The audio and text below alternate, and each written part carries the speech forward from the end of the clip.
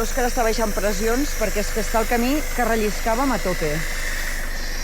No podíem dominar la quima per on passàvem i estava indomable. Ara us ensenyo per on hem relliscat. Mireu, hem començat a anar de costat, quasi ens sortim del camí. A veure si ho podem dominar una mica més, perquè si no... No és molt de tros, però és que la pluja d'aquesta nit ens ha fastidiat.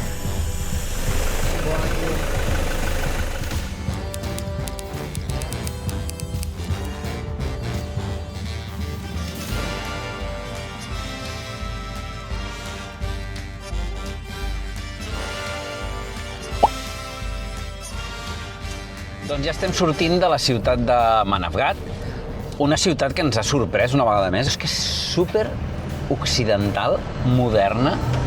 És una ciutat molt bonica aquesta, perquè té com un riuet que travessa pel mig, de color turquesa. Hem anat a veure també el que és la mesquita, molt xula, molt fàcil de visitar. Ara mateix som a la mesquita de Quli Kami. Hem vingut en aquesta mesquita perquè és una mesquita bastant important. Té 4 minarets, això vol dir que té molta importància, i a més és un centre de reunió, un lloc d'oració, té una zona social amb espais verds, té una escola, té molts espais que el que fan és que la gent pugui venir aquí a comentar coses, a passar l'estona, ni més ni menys. Turquia ens està sorprenent moltíssim perquè tothom ens diu que tenen una supercrisi amb una inflació molt gran, amb una devaluació de la moneda molt bèstia, però veiem els carrers plens de gent, els comerços a tope, Molta inversió. construccions sense parar, i això ens està sorprenent molt. I ara marxem directes cap a una altra zona, que ara no me'n recordo. No ho sé, perquè té un nom molt difícil. Ja ho direm. Sí.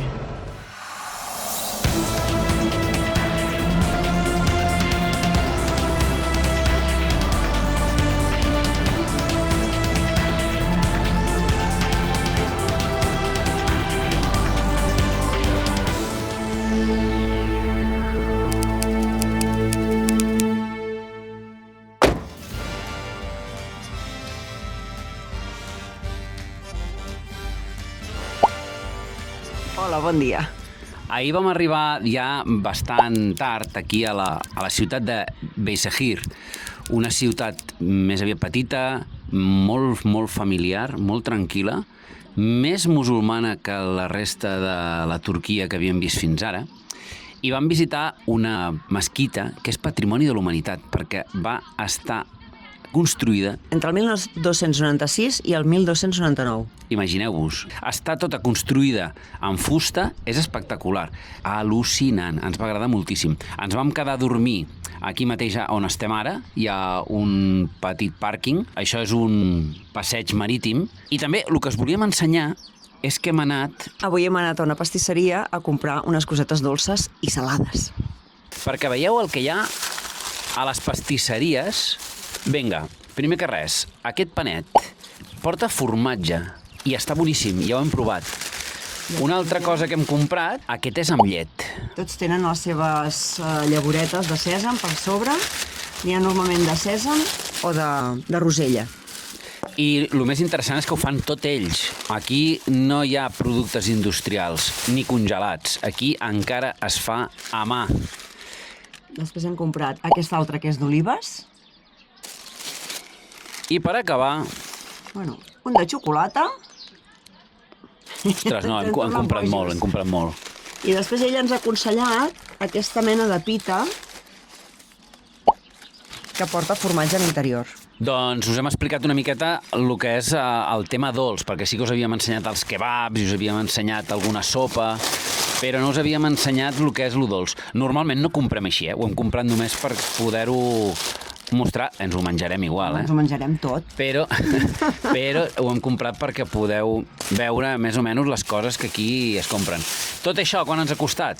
Doncs 3,5 €, 200 lires 200 lires turques. Amb la qual Superbé de preu. Vinga, doncs, marxem direcció Konya i després direcció Capadòcia.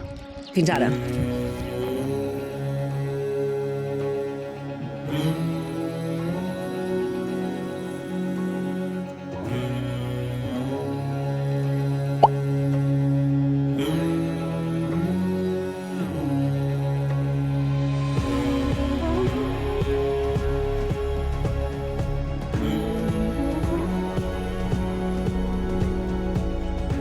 Som al caravanserai Sultanhani, un dels caravanserais més ben conservats de tot Turquia, de fet el que més.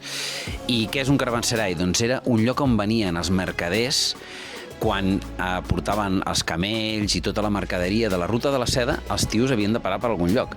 I on paraven? Doncs paraven aquí, en aquest lloc, un lloc estratègic. Teníeu unes muralles increïbles que els donava seguretat, però és que a més estava superben muntat perquè tenien la farmàcia, les habitacions, les dependències, un lloc pel rei, la sala del tro, la biblioteca, els banys turcs que es diuen hammam, i també tenien una cuina espectacular. Tenien un munt d'habitacions on podien fer la seva vida. A l'estiu ells podien estar aquí al pati, però a l'hivern se n'anaven cap al lloc més intern. Nosaltres que hem entrat hem pogut veure com ara, que fa calor, dins està fresquet, però és que a l'hivern es deu estar calent. Llavors això és impressionant. Aquí imagineu-vos això ple de camell, de comerciants... Buah, una cosa bastant impressionant.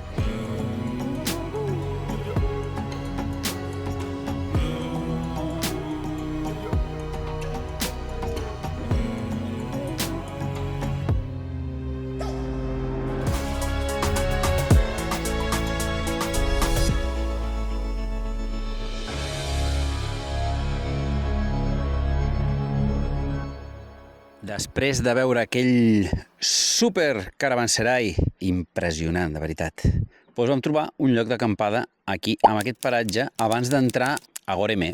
Ja veieu que està tot verd, ha plogut quasi tota la nit, fins a les 2-3 de la matinada va ploure, des de que vam arribar. Aquesta nit ha estat plovent bastant, encara no hi hem sortit quasi del campament, i mireu quina tofa que hem agafat de fang. L'Òscar està baixant pressions perquè és que està el camí que relliscàvem a tope. Relliscant pel camí. No podíem dominar la quima per on passàvem. Estava indomable. Ara us ensenyo per on hem relliscat. Mireu. Aquí ens hem començat a anar de costat. Quasi ens sortim del camí. I ara estem baixant pressions. A veure si ho podem dominar una mica més, perquè si no... 2 en 3 i aquestes 2 en 5. Les del darrere. És que rellisca molt, És fanguet d'aquest xulo. Sí, sí. No és molt de tros, però és que la pluja d'aquesta nit ens ha fastidiat. Göreme és, com diguéssim, el centre neuràlgic de la Capadòcia. Ara no anem a veure Göreme perquè és diumenge, sinó que el que anem a veure una ciutat subterrània i unes valls que hi ha per aquí, però que no són tan turístiques com el que és el meollo, el rovell de l'ou. És que, clar, a més dels turistes estrangers, que són molts, s'ajunta el turisme turc. Preferim esperar a dilluns. La veritat és que estarem més tranquils.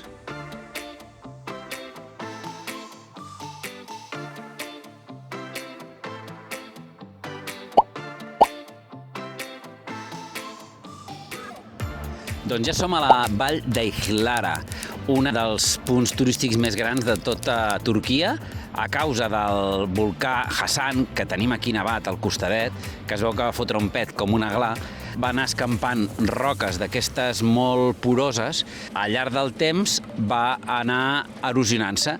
Hi ha formacions rocoses al llarg de la Capadòcia. I què ho fa molt interessant? Doncs que els bizantins, bàsicament, que van habitar des del segle IV fins al segle XIII, o sigui, Déu-n'hi-do, i aquests tios el que van fer va ser crear ciutats, esglésies, fortaleses, això ho van fer amb les mans, o sigui, ho van construir excavant a la roca, perquè aquí estaven molt protegits de les invasions, molt protegits de qualsevol atac extern. El que va passar després és que van venir les invasions musulmanes, i aquestes comunitats cristianes van anar abandonant la zona. Això és un highlight, però total, d'aquí de Turquia.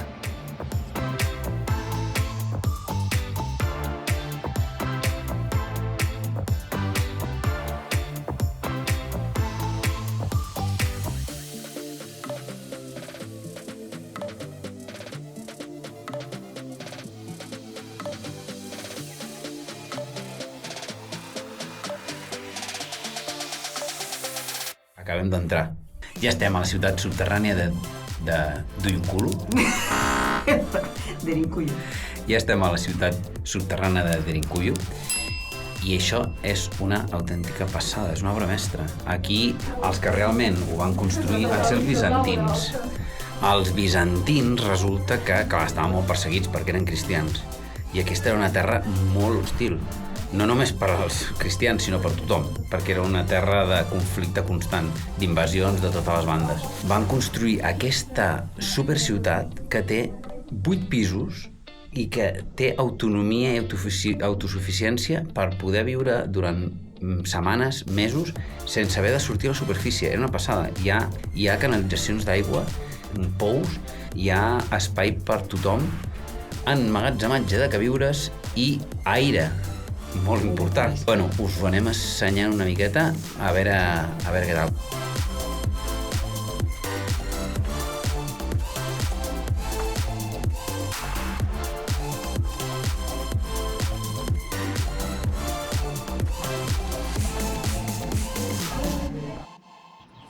Acabem de sortir d'aquesta visita de la ciutat soterrada de Derinkuyu, com podeu veure aquí darrere meu, i ens ha agradat bastant, Hem pagat. Ja sabeu que nosaltres no som molt de pagar, però hem pagat 13 euros i de fet et fas bastant la idea de com vivien aquesta gent quan estaven apurats, quan hi havia aquestes invasions i aquestes persecucions. Ara marxem a veure si podem veure el Barça, que avui juga amb el Madrid, i hem de gestionar una mica el tema. Bon dia, avui semblava que havíem d'estar en un pàrquing, en una ciutat, perquè volia veure el partit de futbol del Barça i el Madrid, on el Barça finalment ha guanyat la Lliga. Què va passar? Doncs que em van dir que no es feia el futbol en streaming a Turquia. Aleshores em dic, escolta, no ens quedem en aquesta ciutat, vindrem a un paratge que tenim marcat. I ja ho veieu, senyors, que és el Pigeon Valley. És un dels llocs més bonics de tota la Capadòcia. Espera que tinc el contrasol. És espectacular. O sigui, aquestes imatges són increïbles. Aquest matí ens hem despertat ben d'hora per poder veure la sortida del sol. Ara han començat a sortir tots els globus aerostàtics i aquí ara estic flipant perquè estic veient diversos globus aerostàtics i la imatge és molt xula, tu. Això és una activitat que es fa aquí a la Capadòcia, el que passa que val $200 per persona. Ja sabem que pensareu que som uns rates i ho som una mica, però hem de vigilar una mica les despeses. Normalment el que fa la gent ve 2 o 3 dies, ho han de mirar des dels miradors. Nosaltres, com que tenim molt de temps, de fet tenim com a 5 o 6 dies per passar per aquí, anirem a aquest avall que us acabo d'ensenyar. El que farem serà baixar, explorar, visitar. Què veurem? Tot de formacions rocoses, palomars que han quedat per allí, excavacions, petites esglésies, un munt de coses.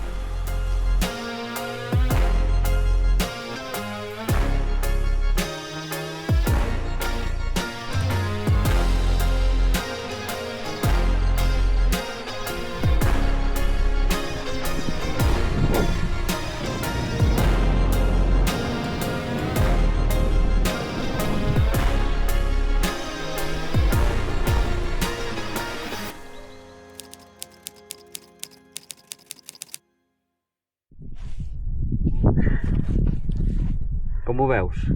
És com una puta merda. Déu, mare de Déu.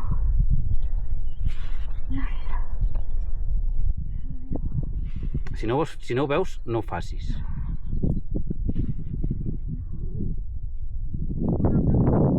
Tipus rata baixarem. Vinga, doncs vinga.